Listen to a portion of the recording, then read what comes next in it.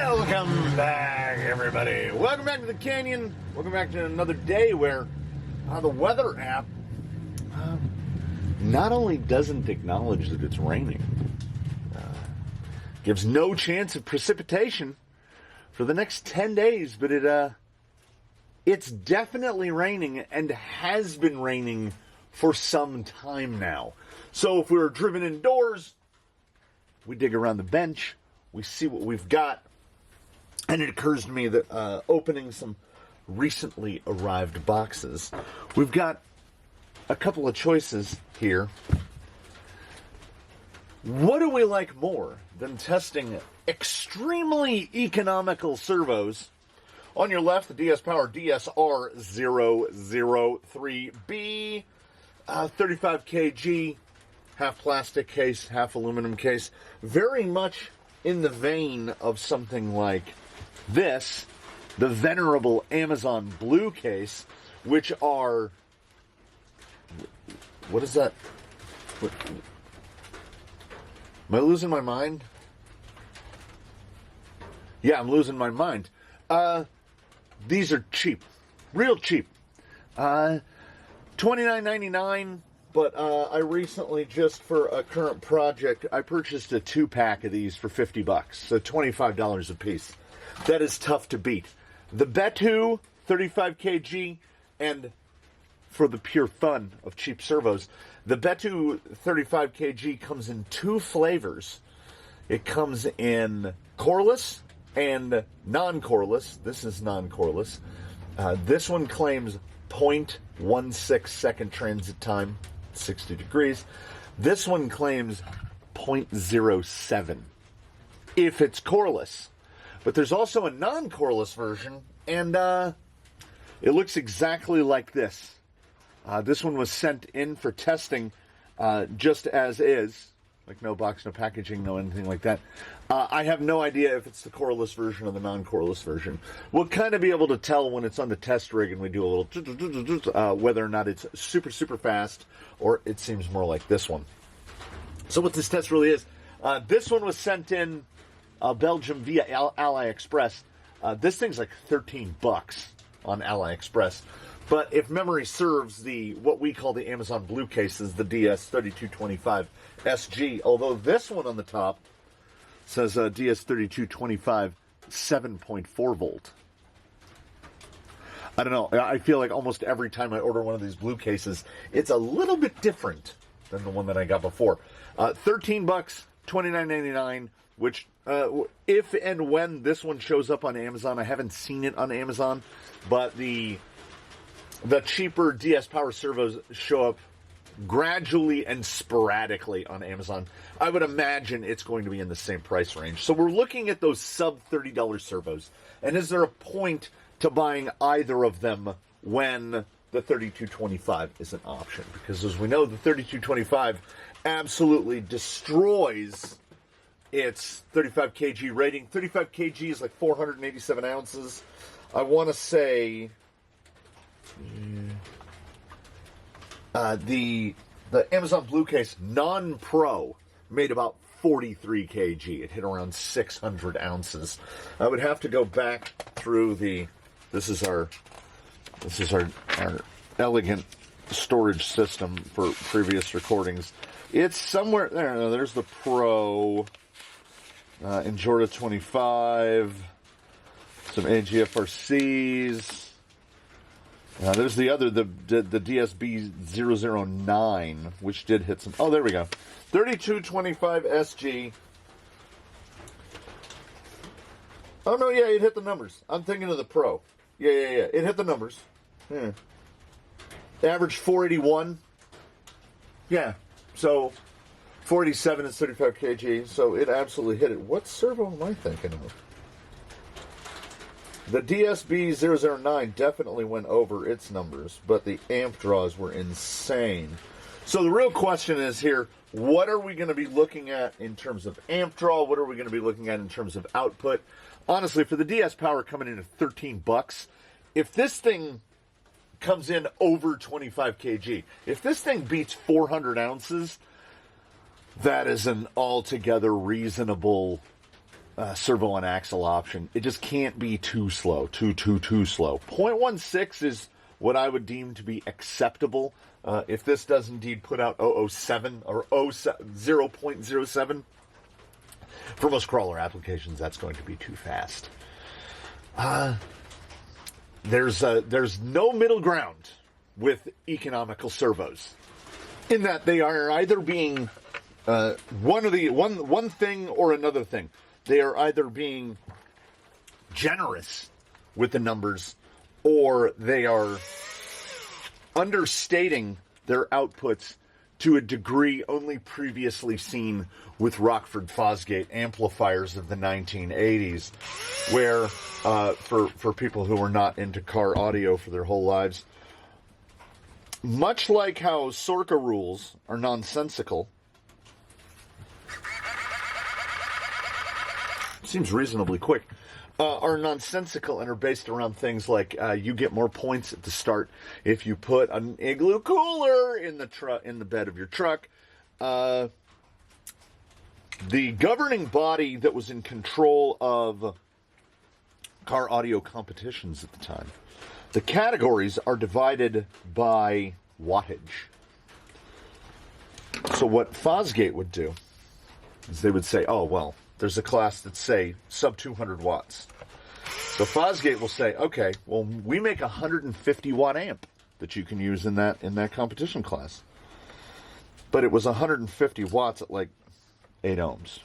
So it was 300 at 4 ohms and 600 at 2 ohms and 1,000 at 1 ohm.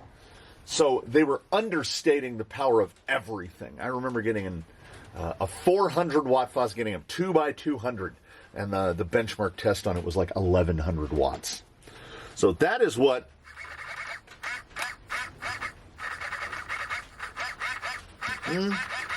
it's definitely not 07.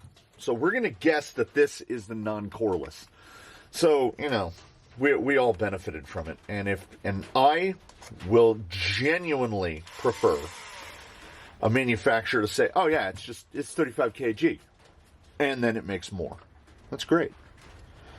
But we can't complain. And then, you know, because therefore then we can't complain if it does indeed make what it says that it will. Okay, steer away. Steer away, my lad. The BETU was what got written on the test sheet first. So we're going to put it up first. In the top, you will see the voltage being provided by the BEC. There's a 1080 G2 down here. It is providing 7.4 volts. We were testing at 7.4 and 8.4 volts. Here's the amp draw. Here is the input voltage to the speed control. We're simulating a full 3S pack. And then this is the amp draw and the wattage draw by the ESC. So you get to see an ESC is basically just an amplifier / rectifier. It is taking high voltage low amps and turning it into low voltage high amps. Does that sound right? Does that sound right? If that sounds right, then that's right. We do 3 pulls and 2 voltages in order to determine ounce inches. We do not have a servo horn with a hole at exactly 25.4 millimeters to test for ounce inches. We have a servo horn, big double clamper, virtually impossible to break. It has a hole at 24 millimeters. So we will get 2 different groups of numbers. The first group of numbers is at 24 millimeters, which is more applicable to all of us because very few, if any of us, are running 1-inch servo horns. But the beauty about torque is that torque is linear. So we have a correction factor of 92.5%. So we multiply the initial result by 0.925, and that will give us an accurate number of ounce inches, which is an academic number because, again, it doesn't really apply to many of us, if any of us at all. So if you're running a 20 millimeter horn with a hole at 20 millimeter or a 16 millimeter horn, the torque is going to progress linearly. The shorter the horn, the more effective torque. The servo makes the same amount regardless. That's why we need to know what it makes in an inch, so that we can indeed, through the power of math, find out what it makes at other measurements. Yeah. So that's about no load. You want to know how you can find out a motor's 50% reverse? Well, we're drawing about just under 10 watts, wide open. Then we go into reverse, and look at that, 5 watts, 50% reverse. So we are going to do 3 at 7.4, 3 at 8.4. Then we're going to switch over to the green case DS Power. So let us do that, and it is this way. We're going to have to recenter the horn because 251 is proper bad. And if the servo can't get to full throw, it's I think we had it a little too far over. So hey, I didn't even get to write that down. Great. So this will in turn be the first pull then. Yeah, there we go. So that's a little better. 357, it's not blowing me away. 357.1, but it's also kind of what I would anticipate. I think the peak on this guy's going to be in the 8.4. And if we get the usual, hey little fella, if we get the usual level of progression, you know, the increase in torque with the increase in voltage, it should come out about right. Consistent so far, and very quiet. 346.8. We do the rundown and the wrap all at once now. That's how we do it. We just do pulls, then we do pulls, then we switch the servos, and then we do more pulls, and then we talk about what kind of numbers we got. 345.9. You cannot be upset about the consistency, and we didn't do the quiet check. Dead silent. And not a lot of slack in the drivetrain, which is also good. Because sometimes the gear train is sloppy. Little bash of a program card, and we're at 8.4 volts. And we do it 3 more times. We'll reset. Check here. Oh, we will. So we'll wrap around, and we'll look at the speed at 8.4. That's interesting. We'll put an asterisk next to that 366.8. We usually anticipate some amount of torque increase when we go up. Hey, this time, just for fun, I'll look at the amps over there.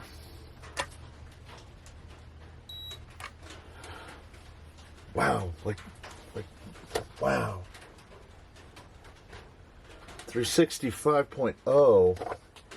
Is that internal regulation? I mean, in terms of the amount of torque increase from one voltage to the other, yeah, very, very consistent. 361.9. Wow. It's now 5%. Here's about 4%. About a 4% difference between the 7.4 and 8.4.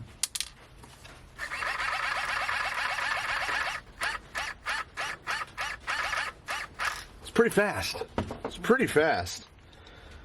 It might indeed be the coreless version. I mean, nowhere near the numbers. Nowhere near the numbers. And many have said in the comments they will come forth with this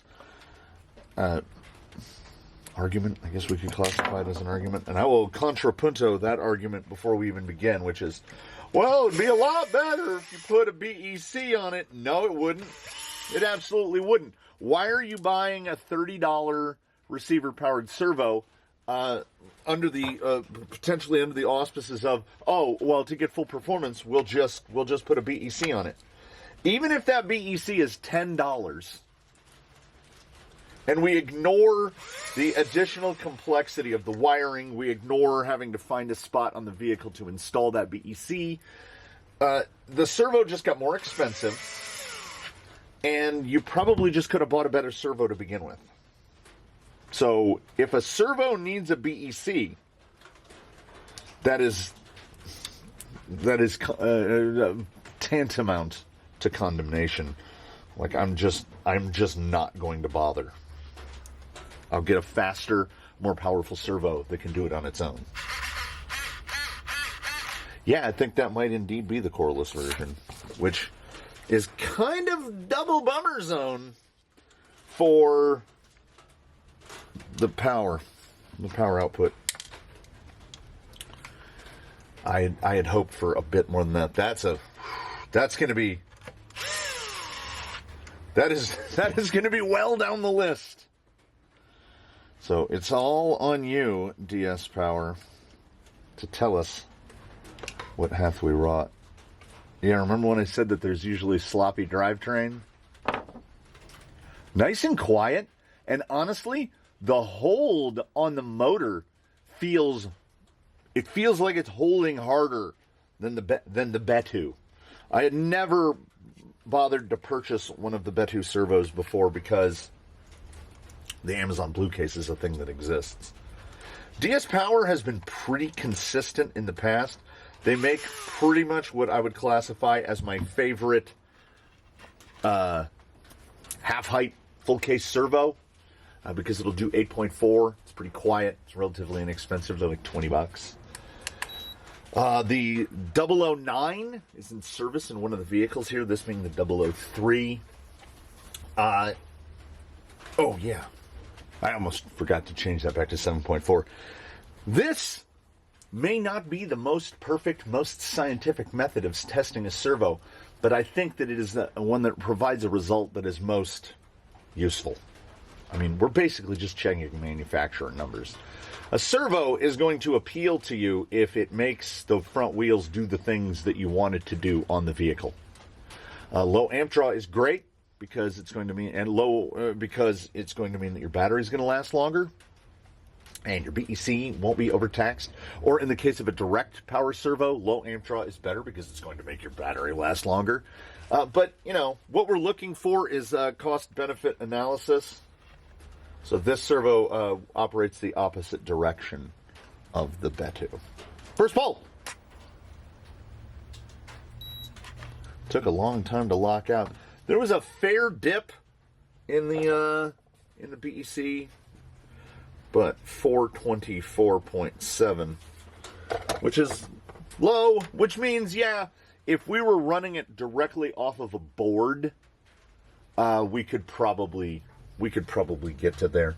But I think the DS Power, again, quotes its 35K. Oh, and very cleverly, when I looked it up, they list their torque output as at or less than 35 kg. Smart. Putting that little carrot on there is very smart. Because could make 35 kg, could make less. I'm all for it. Second pull. Again, the consistency is definitely there. That was a little creep up. That's the closest we've got out of 8 pulls. That's the closest we've gotten to 35 kg, and not quite there. So if it can do it. You can, little green guy, you can do it. Oh my goodness! It's just creeping up. It's creeping up. Oh, it's creeping up. I want it to keep creeping up.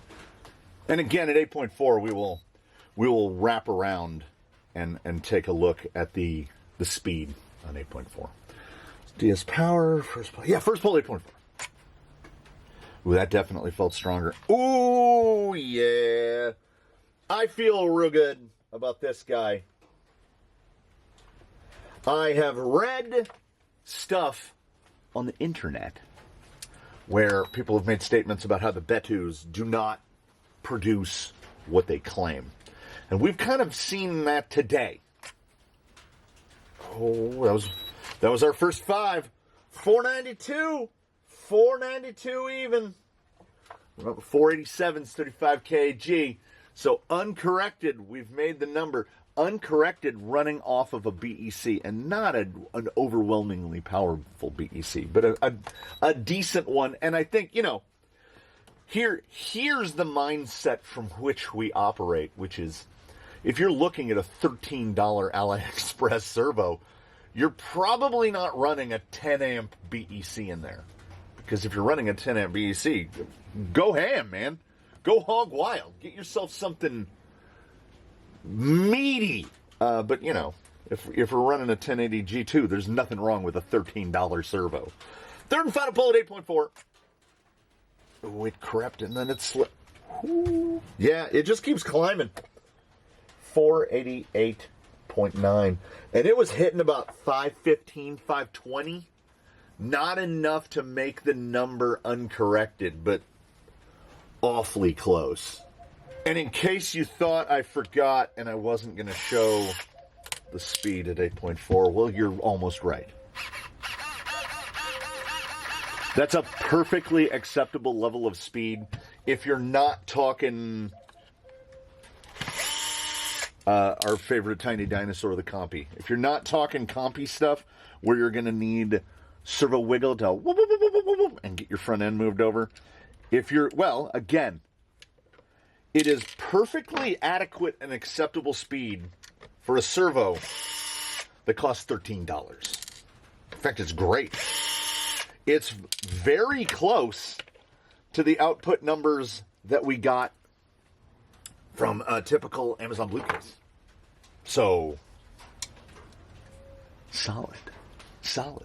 It definitely, well, I mean, you know, it's right behind me on a sheet, and I have not yet begun to do the math. Why is it on rainy days? I always have to do math. I haven't yet begun to do the math, but I think the cleanliness of the wiring is what's most appealing. Am I wrong, or am I wrong? I think that the BETU lost this head-to-head. And we have performed our basic arithmetics on today's pair of 35 kg servos. The BETU 35 kg, which doesn't have like a model number. It's impossible to tell between the two 35 kg models. It had an average at 7.4. Uncorrect 349.9 ounces, corrected to 323.7. That is 25.2 and 23.3 kilograms, respectively. At 8.4 volts, three-pole average of 364.6, which corrects to 337.2, 26.3, and 24.3 kilograms, respectively. That works out to 12.2 ounces per shiny green American dollar, which is honestly not that bad. It is underperforming for what we use it for, and therefore I would not recommend a 300-ounce servo just because I think it's kind of 35 kg is kind of the low end.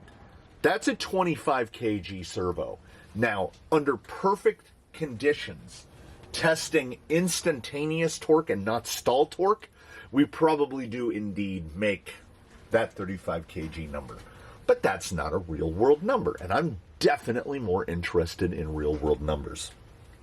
The DS Power DS-003B, DS-R003B. At 7.4 volts, three-pole average 440.2 corrects to 407.2, which is 31.7 and 29.3 kilograms at 7.4 volts off the 1080 G2 BEC. Pretty good. 8.4 volts, 487.4, correcting to 450.8, which are 35.1 and 32.5 kilograms. And you will notice 35.1. We have a little box down at the bottom of every test sheet, and it says, hit manufacturer target. Yes. We give them the full benefit of the doubt. That servo did indeed make 35 kilograms centimeters at 8.4 volts, and it did it without grotesque amp draws, and it did it for $13, which means ounces per dollar, 38. We've beaten that. That might be second place for ounces per dollar. It may well be second place because we're talking about real cheapness. I don't know if it's still here. I'm rolling through the sheet thing. We did a test of the Tiancong MG996. That fella averaged 362 ounces, but those servos cost $5. That's 72.4. Now, this is clearly a much better buy. For point of reference, this servo makes dang near exactly within 2 ounces of the output of a Reedy 1523, which is the stock servo that comes in all of your Element vehicles. I don't think many of us are out there hungry to buy a servo that puts out the exact same spec as the woefully underwhelming Reedy 1523. So, I mean, all metal case, nice, but that might be a low-cost leader. That is what I would consider to be an alternative to the Amazon Blue case. If you are a frequenter of AliExpress and don't just order your servos all directly from Amazon, as I do. And for again, another frame of reference to provide for you. Most servos, a decent, you want to get into double digits in terms of ounces per dollar. Really expensive servos, boutique servos, NSDRC, reefs, stuff like that, you're talking 6 ounces per dollar, 9 ounces per dollar, somewhere in that range. The big AGFRC, the A86, is 6.19. Yeah, because those servos are expensivo. I have not tested a Reef's Raw 800 LP, but I don't even need to. If it makes 800 ounces, and we divide that by the $159 price tag, it's making 5 ounces per dollar. So yeah, it'll make the number, but boy, do you get to pay for it. I was desperately leafing, trying to find there it is, the SG. Yeah, the numbers are so close. The original test of the 3225 SG, 481 correcting to 445, which are 34.7 and 32 kilos. 6 ounces different between 5 and 6 ounces. So this is definitely a viable alternative to the Amazon Blue case. And let's just call it what it is. I mean, does anyone think that there's a potential possibility? So we have a smaller, it's definitely not the same thing because we have a smaller mid-band, but the top case, all the plastics are different. But what's inside? The guts may likely be 5 ounces. These servos were within 1% of each other. They would be virtually interchangeable. So, there you have it. If AliExpress is your source, the DS Power DS-R003B, I don't know if we'd go so far as to say Canyon certified, but at least a soft recommended. It's hard to pass up a 35 kg, and it makes it $13 servo. We will definitely throw this one into something to give it some on-the-rock testing on a, nicer day, because I am genuinely curious about it. This one, not so much. But they can't all be winners, sadly.